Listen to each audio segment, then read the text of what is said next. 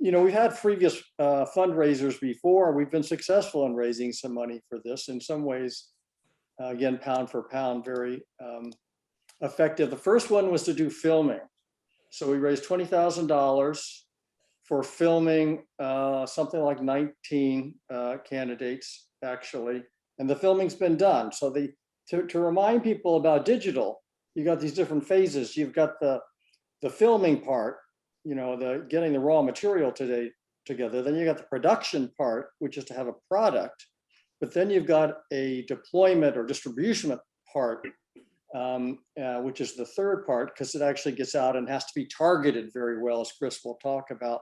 So this is just basically the first part, but there's so much material here for all these candidates that it's a great substrate for all kinds of digital advertising. And then the second part was for, I think it's for 4 candidates. We've raised another $20,000, also a check, because that money's been raised, and the production, I think, is ongoing for 4 candidates. Bio ads are very important for these candidates, both for raising money, but also for getting their message out about them, so the candidates learn about them and so forth. So very strategic, very helpful. And, you know, we're doing this on a wholesale, very high economical basis. Okay, and here's what we're talking about today, which is the Democrats deliver another $20,000 we're trying to raise for basically kind of generic ads that make the case all the ways that Democrats in Virginia have delivered in the last few years, and also tie it to some extent to what Biden's doing and get that message across, because a lot of people don't necessarily know all the good things that the Democratic legislature has done. And I'm pleased to say that we're aiming for $20,000, but we've already raised about $5,000. So we still have $15,000 to go. And, you know, let me say that we're going to put in the chat, you know, the donation link for people to donate. I've already donated to this process fairly significantly. I'm going to at least double what I've donated. So I hope that you'll join me for that. And then we may have a phase 4 if things go well. Hopefully we will in the process. So that's basically just the overview. And now I'm going to turn it over to Chris. Over. Okay.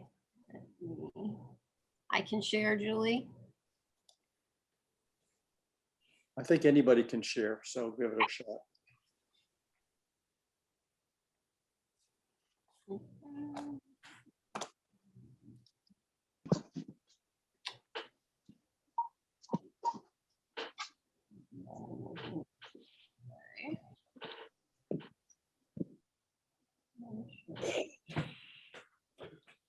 Okay, well, first of all, it's so good to see everyone, and the faithfuls especially. I'm really thrilled that you still come back to listen to me yap. Sometimes I think others think we're hyperbolic about this, but every year the work never gets less important. So we're here today to talk about holding a blue trifecta in Virginia.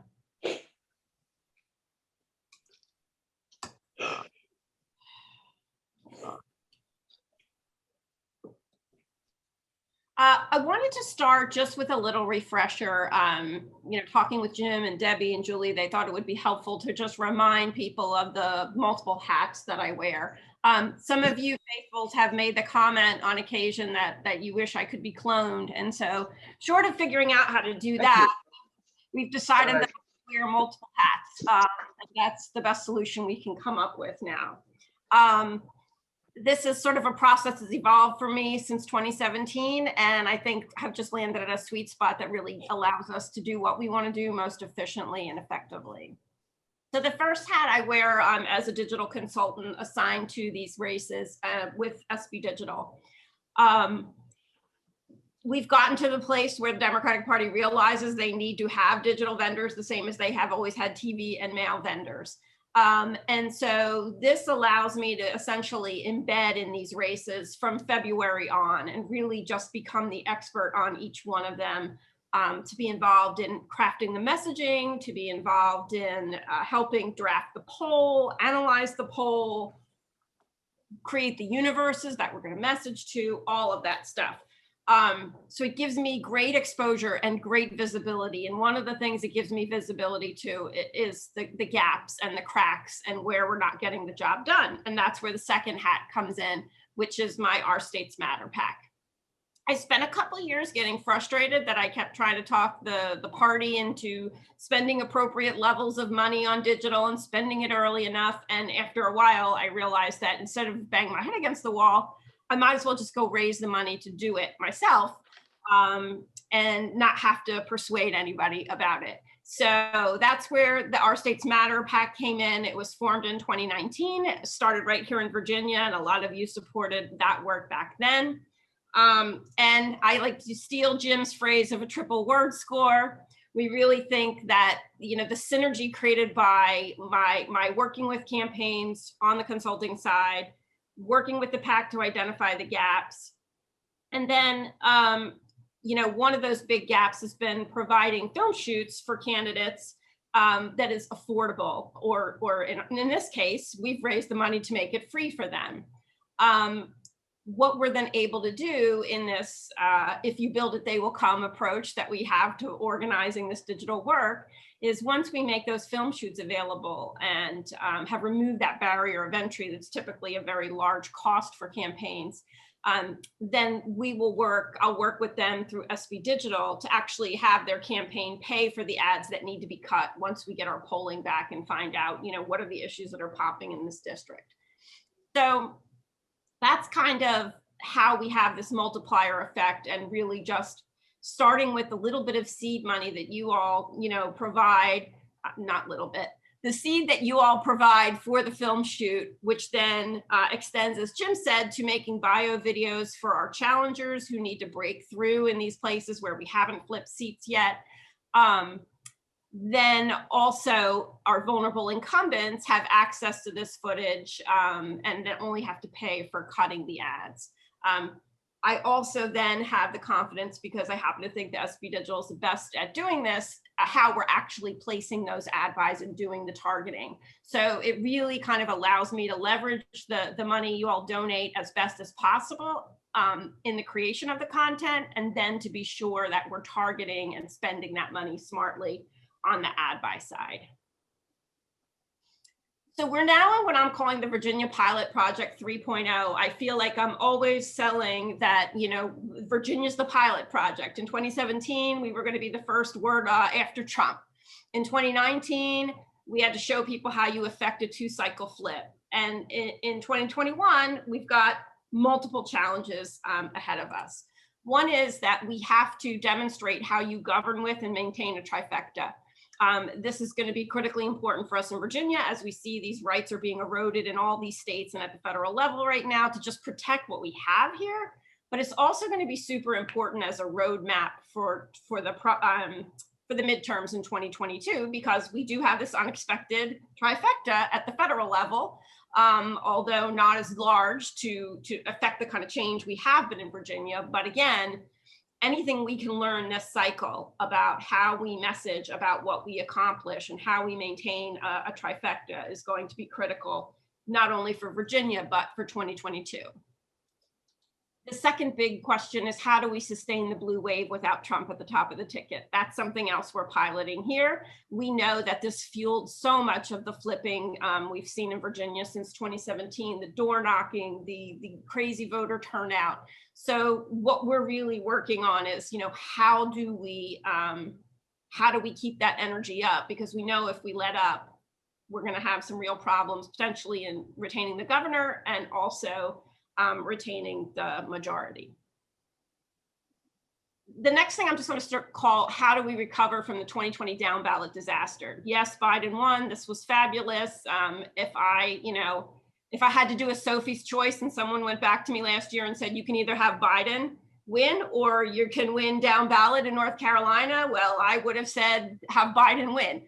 Wish we could have had both. Didn't work out that way. But Important for me is always to have takeaways and learn from the previous cycle. In Virginia 2019, we flipped the thing and I did an autopsy on why we left seats on the table. This cycle after North Carolina 2020, I believe we did the very best we could do. But again, focusing on where I think we make the difference and bridge the gap, I really look at a couple of things. One is the timing of communication, which is to say that the party still wants to wait very late September, October to be focusing its efforts on paid messaging. That's always been too late in my mind, but that is further accelerated by the fact that we now have early vote as a regular matter of course for people. So here in Virginia, that's going to start in mid-September. So we really have to start that conversation sooner to make sure that people who aren't energized about the governor's race aren't leaving our down ballot candidates, off. So there's that whole timing issue. And really, I expect here that candidates will start spending money mid to late August on digital, but I believe that's too late based on what we saw last cycle in North Carolina. Republicans started in June, July, and it really gave them the upper hand because they had the floor to themselves. So not only was it quiet and they were the only ones speaking, it allowed them to bake a narrative in. And once the narrative is baked, it is very hard to undo. So I really see one of our missions here as getting in and sort of providing that bridge in June to July to set our narrative. Because I can tell you that I'm sitting in on meetings where I hear caucus people saying things and I think I'm back in 2020 in some crazy time warp where I'm hearing, oh, we're working on talking points and don't say anything yet. And, we saw how that went in 2020. So I think this is really important for us.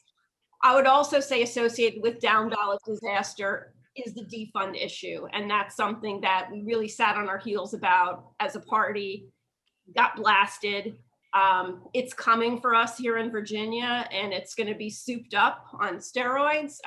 As I've explained to people, it's not going to be just they want to defund the police. It's going to be they've passed all these criminal justice reforms, modeling criminals.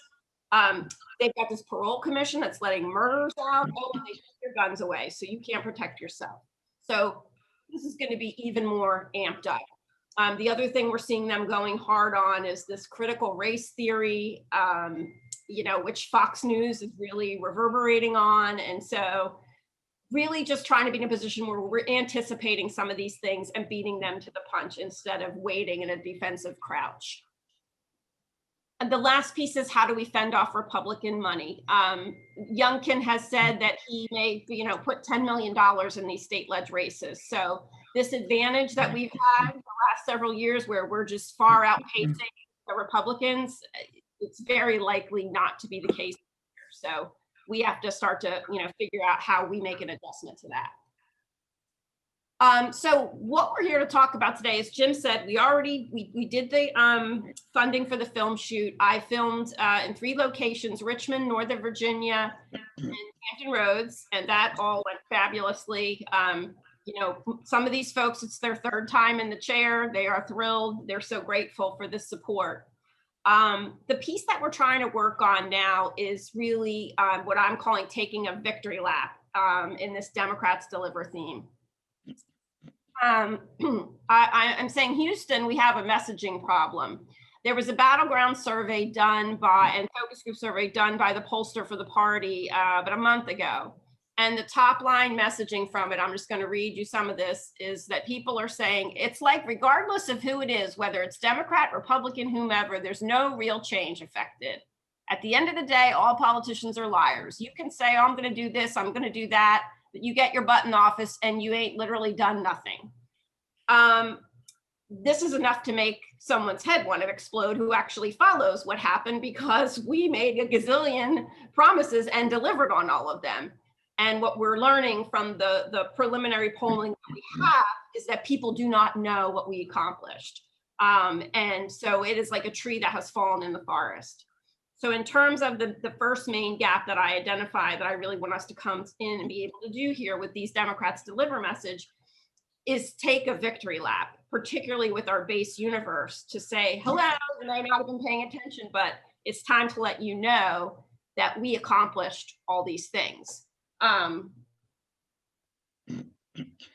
wanted to give you sort of a case study that I think illustrates this. And for me, one of the greatest thrills is when I, sit down with Josh Cole 2 weeks ago, who I sat down with in 2017 and 2019 as a challenger. He came within 75 votes in 2017.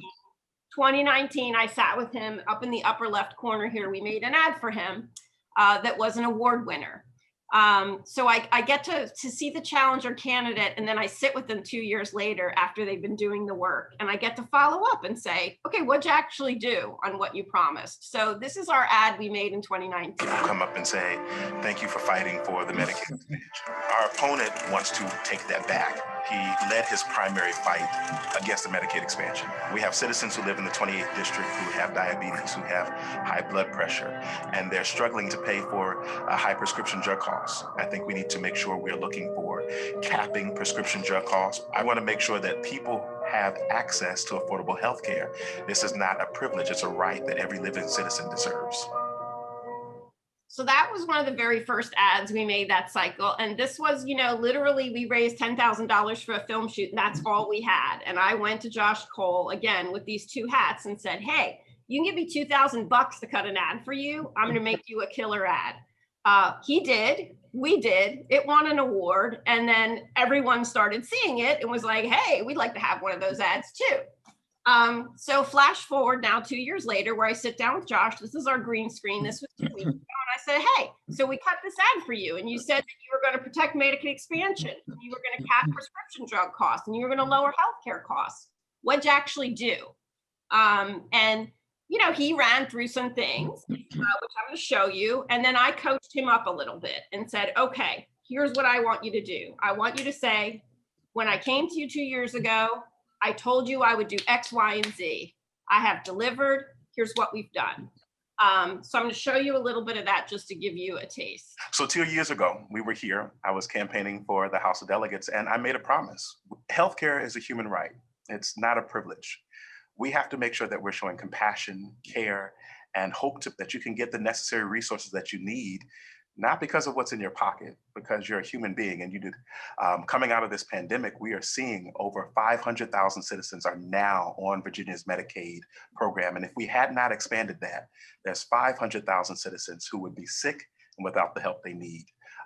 The Republicans told us that if we expanded Medicaid, that we would go into the red, that the state would be bankrupt.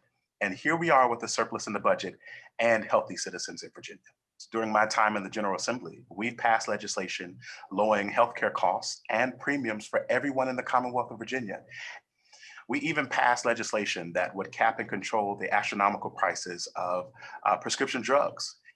And we were successful at capping insulin drug costs at $50 a month. Democrats deliver. Democrats get it done. So the little bit that you see there at the end where he goes direct to camera, which Jim loves, I know. The idea is, when I sit down with these folks, obviously I'm collecting all that stuff for Josh to pay for an ad to make himself. If down the line we find out, hey, healthcare is really important to voters in this district, so we need to do this. What I want to do with these Democrats Deliver ads is create a generic ad that will be very graphic. You all probably remember the one vote ad in Virginia. So we'll create something that really creates a lot of energy. And the idea that we have for this overall accomplishments video is that we are going to get an auctioneer. We're going to say, we had so many things we accomplished. We had to hire a speed reader auctioneer to actually share with you. And so you would make this ad once, pay for it once, but then I have each one of these incumbents saying Democrats deliver direct to camera. We'll append that onto the end, and then bingo, everybody has an ad that they didn't have to pay for that they can now use and push out in their district to take this victory lap and spread the good news and sort of prime the pump. And the idea is to do that with a series of ads. Come up and say, the first being this auctioneer, And then the second being sort of there's these so many buckets of wins. And I'm just going to real quick share with you, so you have an idea of just how many wins we're talking about, and what I did with,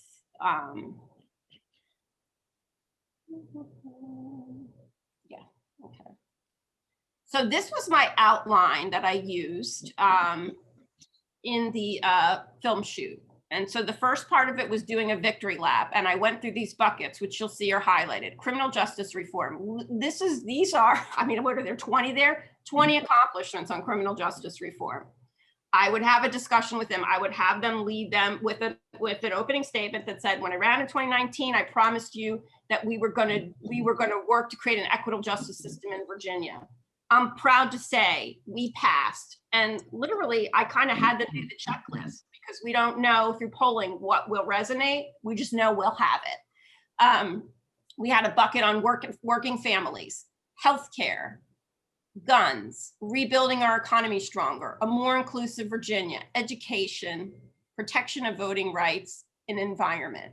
So it was interesting because I had to cue a lot of them forgot. They've done so much. They were literally like, wow, we did that. I forgot about that.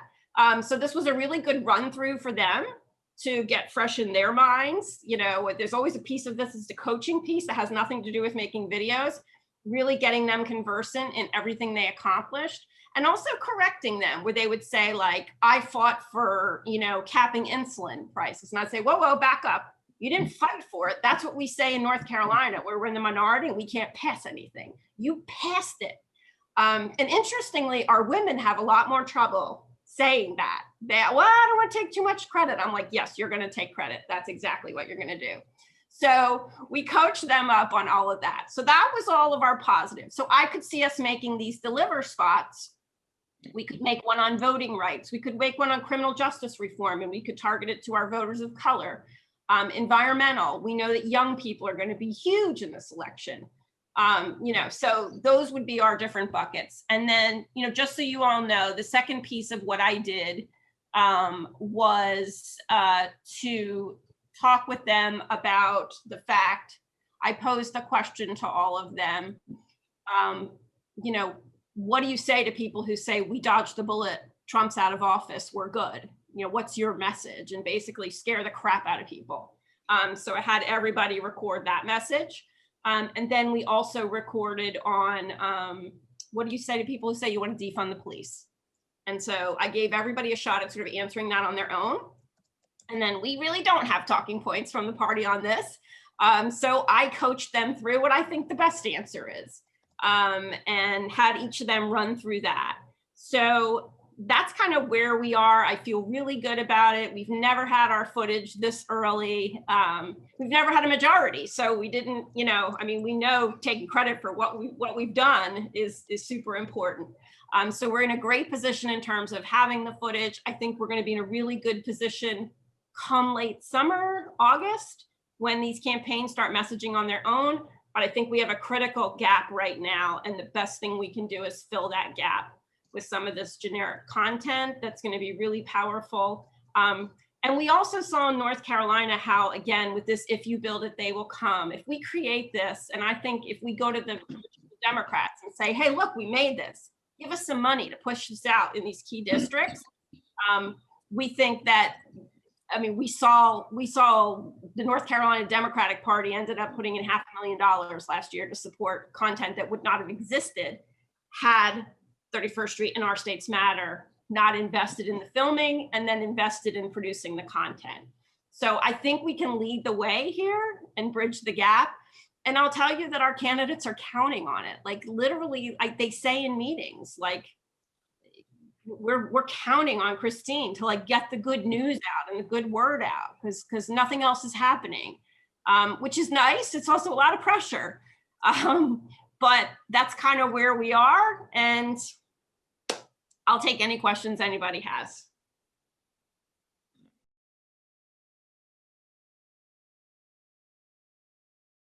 So Debbie, why don't you make a pitch for the people who maybe aren't here? Because if people here have heard the message, but people who get the recording, we want them to get it too. Exactly. And just to everyone, who is here, to send it to family and friends. It makes such a big difference. And like, Chris had noted, Houston, we have a problem, and I know this group can help solve it. So thank you so much. But I also wanted to just fully, thank Chris for inspiring us with your work and your tremendous talent. And again, to everyone who's here today, who has given so generously throughout and today also. And for those who will be just learning about Chris's work, welcome to the family. Why must we continue? And why my husband Sam and I are so passionate about raising funds for digital ads.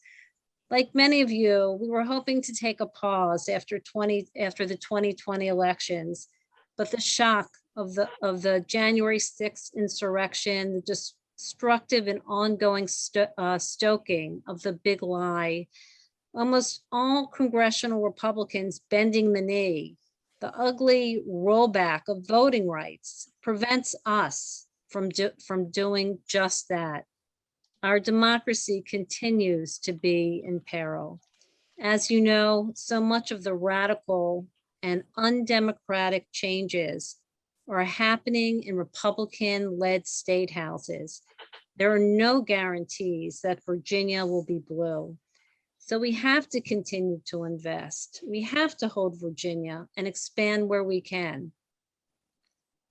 Because of the Virginia Democratic wins in 2019, we have a powerful case to make. And you saw that so fully today in Chris's presentation. The Democrats Deliver Messaging initiative is bigger than just one race. It consolidates the Virginia Democratic message overall and tells the powerful story of accomplishment for all Virginians. We must tell it, and we must fund this powerful messaging. So many times we have allowed Republicans to define us, and that never turns out well. Look what you've accomplished thus far, how success builds and how we can create sustainable success, not just for Josh Cole, as you saw today, or just Virginia Democrats, but it's a model for 2022 and 2024. All eyes will be on Virginia, and early wins will build momentum.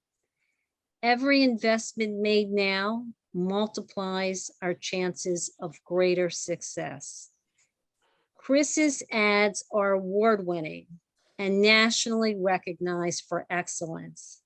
Digital is an incredibly strategic and cost-effective way to create impact, and we are uniquely situated for this opportunity because of the relationship between 31st Street and Chris. We don't have the luxury of sitting this out. Democracy is counting on us. And as Chris says, let's flood the zone with good news, and the democracy delivers message, and we can all make it happen. So many of you have joined us today, and we invite all those that are listening to donate now. And if you've given earlier, please, and many of you have already done this, give us a gift. Please consider donating for a second time.